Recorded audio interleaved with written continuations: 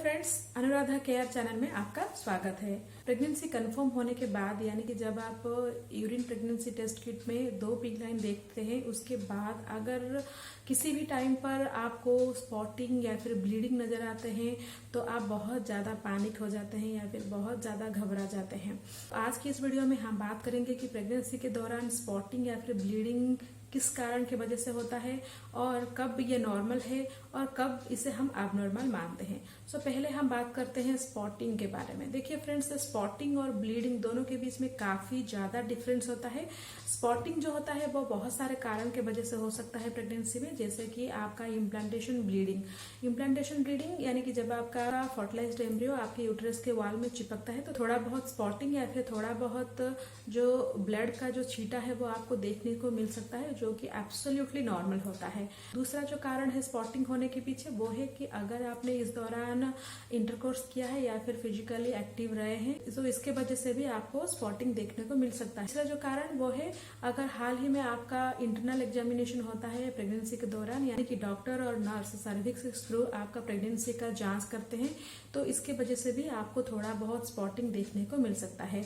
दोनों ही केस यानी कि अगर आपने इंटरकोर्स किया है या फिर आपका इंटरनल एग्जामिनेशन हुआ है तो उसके लगभग 24 घंटे के अंदर आपको थोड़ा बहुत स्पॉटिंग देखने को मिल सकता है। और ये जो स्पॉटिंग है वो 1 या फिर 1.5 दिन तक ही लास्ट करता है और उसके बाद वो अपने आप ही डिसअपियर हो जाता है।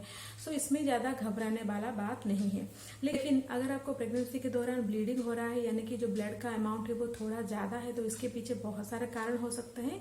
उनमें से एक कारण है एक्टोपिक प्रेगनेंसी। एक्टोपिक प्रेगनेंसी यानी कि जब आपका फर्टिलाइज्ड एम्ब्रियो आपके यूट्रस के वॉल में ना चिपक कर किसी दूसरे हिस्से में जब आपका चिपकता है, जैसे कि फैलोपियन ट्यूब, तो इस केस में आपको ब्लीडिंग देखने को मिल सकता है। दूसरा जो कारण है वो है मिसकैरेज। अगर आपका मिसकैरेज हो गया है किसी भी कारण की वजह से, 90% कॉजेस नेचुरली होते हैं, तो इसके वजह से भी आपको ब्लीडिंग देखने को मिल सकता है। तीसरा जो कारण है ब्लीडिंग के पीछे वो है प्लेसेंटा प्रीविया, यानी कि अगर आपका जो प्लेसेंटा है वो सर्विक्स के किसी पार्ट को कवर करता है तो इसके वजह से आपको थोड़ा बहुत ब्लीडिंग देखने को मिल सकता है।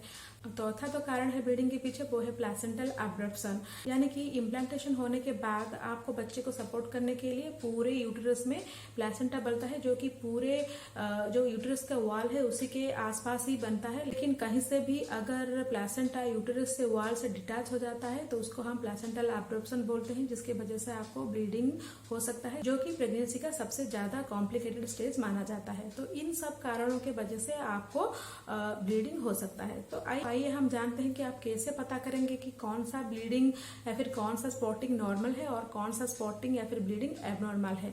तो देखिए फ्रेंड्स, पहले ही मैं बता चुकी हूँ कि जो स्पॉटिंग होता है वो 90% केसेस में नॉर्मली होता है, जो कि इम्प्लांटेशन ब्लीडिंग या फिर इंटरकोर्स या फिर आपका इंटरनल एग्जामिनेशन के वजह से हो सकता है।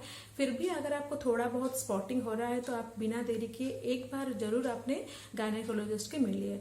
लेकिन अगर आपको ब्लीडिंग हो रहा है और ब्लीडिंग के साथ साथ आपको क्रैम्प्स हो रहा है, आपको पेन हो रहा है, आपको ब्लीडिंग के साथ साथ फीवर भी आ रहा है, इसके अलावा आपके ब्लीडिंग के साथ थोड़ा बहुत टिश्यू या फिर मांस या फिर क्लॉट्स भी जा रहे हैं, तो ये बिल्कुल भी नॉर्मल साइन नहीं है। और अगर आपका स्पॉटिंग 1-1.5 दिन से ज्यादा यानी कि 2 दिन 3 दिन 4 दिन तक कंटिन्यू रह रहा है तो भी आपको बिना देरी किए अपने डॉक्टर को कंसल्ट जरूर करना चाहिए। तो चलिए हम एक नजर डालते हैं ब्लीडिंग या फिर स्पॉटिंग के कलर के बारे में। अगर आपको ब्राइट रेड कलर का स्पॉटिंग हो रहा है तो ये बिल्कुल भी नॉर्मल नहीं है। मैक्सिमम चांसेस है मिसकैरेज का या फिर एक्टोपिक प्रेगनेंसी का। अगर आपको डार्क ब्राउन कलर का या फिर चॉकलेट ब्राउन कलर का या फिर ब्राउन कलर का स्पॉटिंग हो रहा है तो ये हो सकता है इम्प्लांटेशन ब्लीडिंग हो। लेकिन मेरा आपको ये सुझाव है और आपको यही रिक्वेस्ट है कि अगर प्रेगनेंसी के दौरान आपको स्पॉटिंग या फिर ब्लीडिंग नजर आ रहा है तो बिना देरी किए, बिना समय गवाए या फिर बिना टाइम वेस्ट किए एक बार जरूर अपने गायनेकोलॉजिस्ट से कंसल्ट जरूर कीजिए। सो मैं उम्मीद करती हूँ कि ये वीडियो आपको जरूर पसंद आया होगा। अगर पसंद आया है तो लाइक जरूर कीजिएगा और साथ ही साथ अनुराधा केयर चैनल को सब्सक्राइब भी कीजिएगा। सो और एक नई इन्फॉर्मेटिव वीडियो के साथ फिर मिलती हूँ। तब तक के लिए stay healthy and stay happy.